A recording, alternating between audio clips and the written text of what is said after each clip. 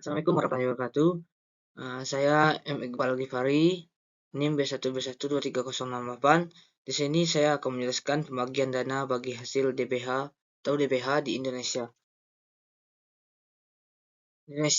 Pendahuluan Indonesia merupakan negara yang kaya akan sumber daya alam mulai dari migas, mineral, kehutanan, hingga perikanan. Kekayaan sumber daya ini seharusnya menjadi aset bersama yang memberikan manfaat ekonomi bagi seluruh masyarakat, khususnya daerah penghasil. Oleh karena itu, pemerintah menginisiasi sistem pembagian hasil yang adil melalui mekanisme dana bagi hasil, yang bertujuan untuk mendistribusikan sebagai pendapat dari eksploitasi sumber daya tersebut kepada daerah yang melakukan kegiatan pengambilan atau pengelolaan sumber daya alam. Apa itu dana bagi hasil? Dana bagi hasil atau DBH adalah bagian dari pendapatan asli negara yang berasal dari sumber daya alam, seperti migas, mineral, kehutanan, dan perikanan, yang dibagikan kepada daerah penghasil berdasarkan ketentuan peraturan perundang-undangan untuk mendukung pembangunan dan meningkatkan kesejahteraan masyarakat di wilayah tersebut. Pembahasannya, sektor-sektor yang terlibat dalam pembagian dana bagi hasil atau DBH di Indonesia meliputi satu sektor migas, minyak, dan gas bumi.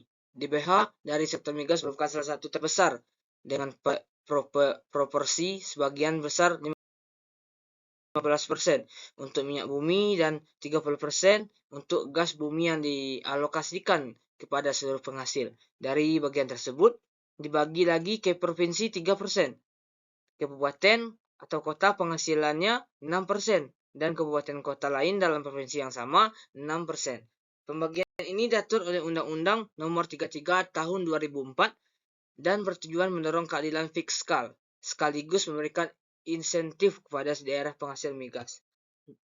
Sektor minerba. DBH dari minerba berasal dari PNB seperti royalti dan iuran tetap. Proporsi yang dialokasikan adalah 80% ke daerah, terbagi menjadi 60% untuk provinsi, 32% untuk kabupaten kota penghasil, dan 32% untuk kabupaten kota lain dalam provinsi. Dana ini bertujuan memberikan kontribusi kepada daerah pengelola sumber daya serta mendukung pembangunan infrastruktur dan ekonomi lokal.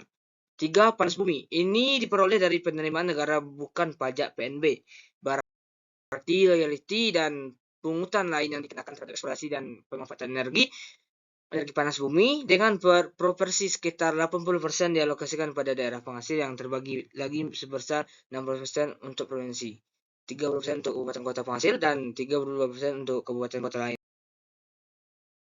dalam provinsi yang sama, sesuai dengan ketentuan diatur dalam Undang-Undang Nomor 33 Tahun 2004 tentang ketentuan yang diatur tentang perimbangan keuangan antara pemerintah pusat dan daerah. Peraturan pelaksanaannya yang bertujuan mendukung pembangunan infrastruktur di daerah pengelola energi panas bumi tersebut. 4. Kehutanan. DBH kehutanan diperoleh dari PSDH dan dana reboisasi dengan pola pembagian 80/20 antara pusat dan daerah. 5. Perikanan. DBH dari sektor perikanan sumber dari PNB Perizinan Usaha Tangkap Ikan. Sekitar 80% pendapatan dari perizinan ini dapat dialokasikan pada daerah penghasil, tetapi skema distribusinya belum secara eksplisit perhitungan faktor keadilan dan keberlanjutan, sehingga sering melakukan terkait transparansi dan efektivitas pengelolaan dana untuk mendukung keberlangsungan sumber daya laut serta kesejahteraan masyarakat pesisir. Efektivitas DBH terhadap pembangunan daerah. Efektivitas dana bagi hasil dalam mendorong pembangunan daerah sangat dipengaruhi oleh kapasitas fiskal dan manajerial pemerintah daerah, serta mutu pengelolaan anggaran dan transparansi. Kesimpulannya, dari pembahasan terkait efektivitas dana bagi hasil DBH, dapat disimpulkan bahwa sistem distribusi dana ini masih belum sepenuhnya mampu mendukung pembangunan daerah secara adil dan berkelanjutan.